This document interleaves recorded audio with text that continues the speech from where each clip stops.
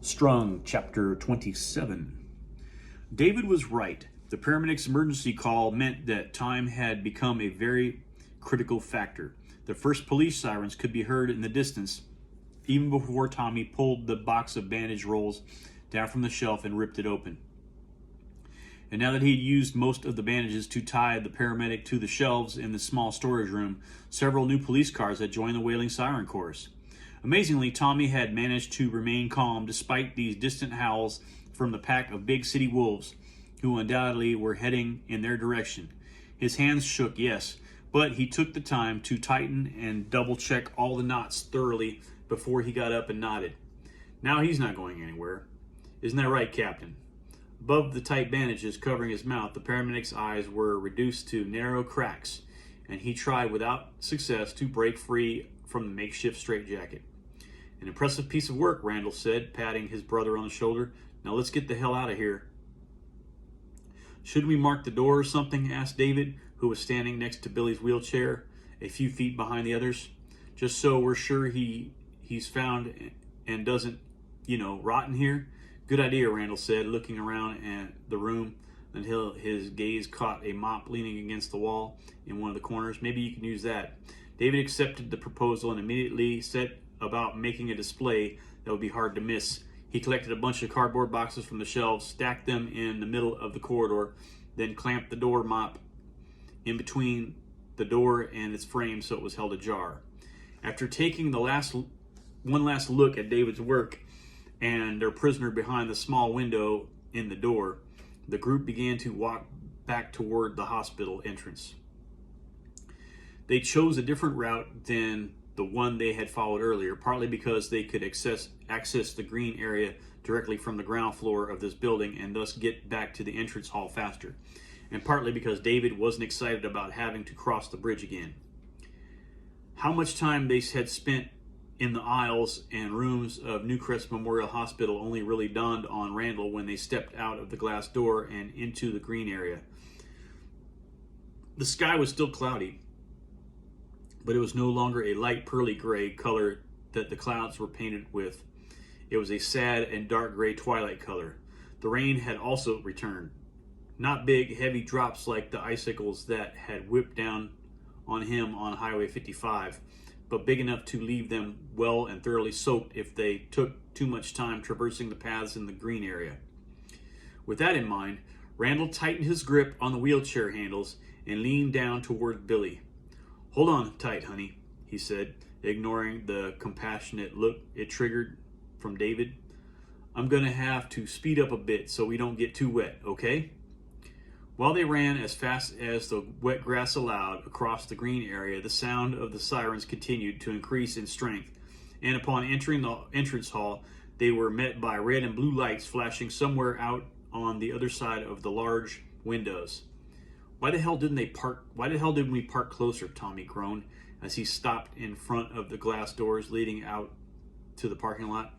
So far, there was only one patrol car out there, but if the sound was any indication, it had backup on the way that would be arriving in the very near future.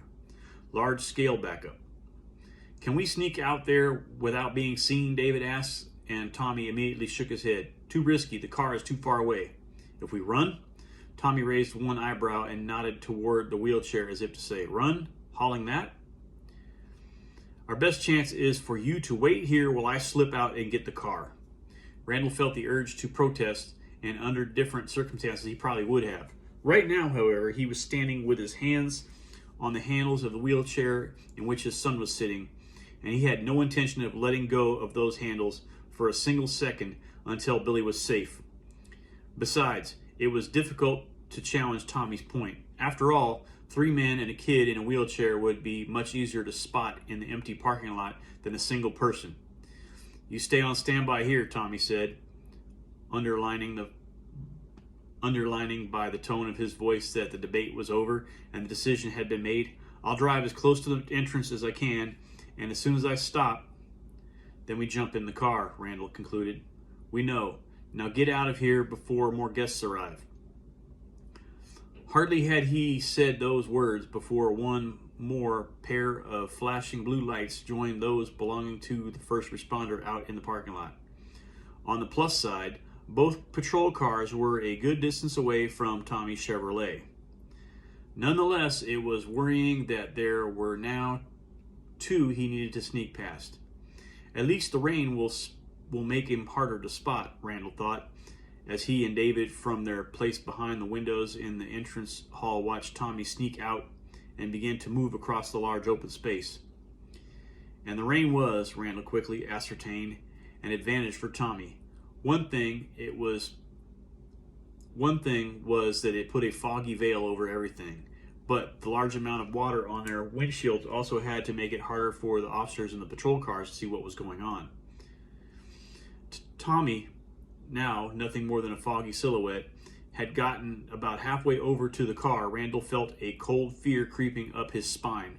This time it wasn't one, but three new patrol cars joining the party. And he could have sworn that one of them had caught Tommy in the cones of its headlights as he turned in the parking lot. "He really didn't see him?" asked David, who had apparently made the same observation. Randall shrugged and was about to say he had thought the same thing when a new and even more worrying question struck him. "Why aren't they coming out?" "What do you mean?" "They just stay in their cars. Why aren't they stepping out?" Below his tousled hair, David's eyes were momentarily confused. Then something dawned in them, and he made a nervous hissing sound. "Because they know he's going to come to them. Because the trap." "Because the trap," Randall repeated, nodding. "Or they could just be waiting for the rest of the team to show up. Have you thought about that?"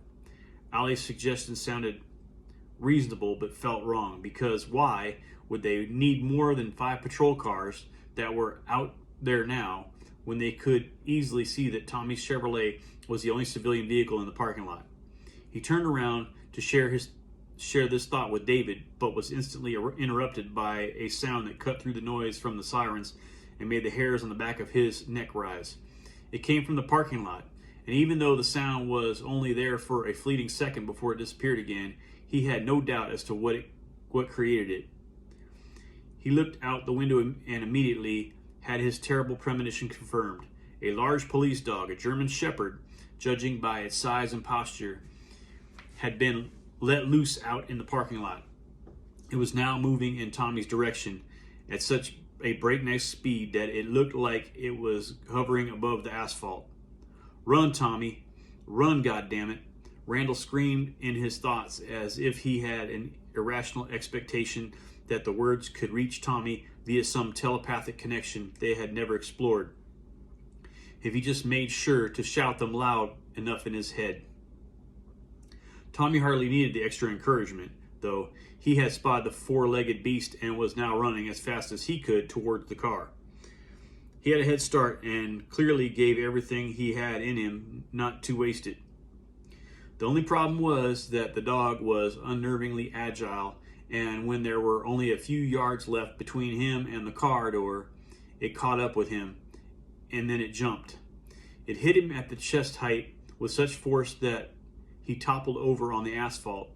Then it grabbed his leg and began to pull at him as if it was trying to drag him all the way back to the officers in the patrol cars.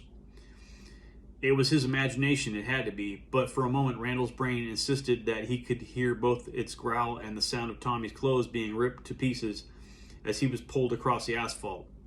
What, on the other hand, wasn't his imagination was the shrill whine that the dog now exhaled as Tommy lifted his free leg and kicked it on its nose. The pain caused the beast to let go of his leg and stagger a few feet back, but Tommy's freedom was short-lived, for it didn't take many seconds for the German Shepherd to find its balance again. And when it did, it changed, probably to disorient its prey strategy. It began to jump feverishly from side to side while barking and snapping at him. The strategy worked. An opening was created, which the beast immediately used to clamp itself onto Tommy's arm. In a desperate attempt to turn the attack to its advantage, Tommy grabbed the dog's body and pulled it with him as he rolled sideways. The result was that both he and the animal fell out of sight because they disappeared in the shadows in front of the car. And it was then, in the long seconds that followed, where there was no movement to be seen, that the balance finally tipped in the scales of Randall's conscience. I can't just stand here and watch. I have to help him. He expected to be met by protest, that David would point out that he was only a teenager and couldn't carry the responsibility of taking care of Billy alone, or that he would suggest that he himself went out there instead. But David surprised him. He just nodded and put his hands on the wheelchair's handles. 5 steps, that was what Randall managed to take in the direction of the door before the sound of a loud bang coming from the parking lot outside made him stiffen. A shot. Someone had fired a weapon out there. With his heart pounding wildly against the ribs in his chest, he turned around and looked out the window. The first place his gaze sought was the right side of the parking lot, where all the patrol cars had gathered in a semicircle. The tangle of blue and red colors flashing on their roofs made it difficult to focus properly. But apart from the officer who had released the dog, no one else appeared to have left their cars. Apparently, these psychopaths were just planning to sit in the front seats of their cars, safe from the rain, and enjoy the show while their furry killing machine ripped the deviant to pieces, as if they were spectators in some insane mixture of a gladiator arena and drive-in cinema. From the patrol cars, Randall's gaze slid further into the center of the parking lot where Tommy's Chevrolet was parked, and as his eyes found it, a wave of almost euphoric relief gushed through him. Yes, goddammit, come on!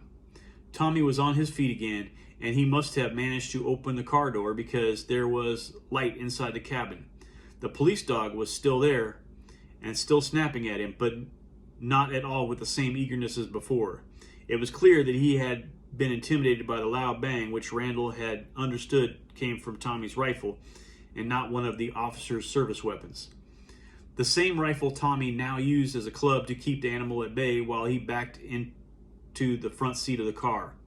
When he had gotten all the way in, he averted one last attack by hammering the shaft of the rifle into the neck of the mutt, after which he quickly pulled back the rifle and slammed the door. Did he make it? David asked. I think so.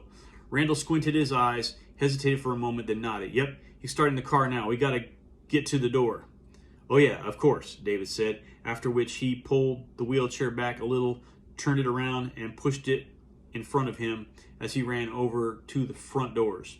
Meanwhile, Randall cast one last glance out into the parking lot where Tommy had just turned on the lights. The feeling that there was something wrong with what he saw out there hit him almost immediately, but for the first few seconds he couldn't identify the cause. Then it came to him. 2 of the patrol cars had turned off both their headlights and the flashing lights on the roof, leaving them almost completely invisible, engulfed by rain and darkness. And as Tommy stepped on the gas pedal and started driving, the 2 darkened patrol cars did the same.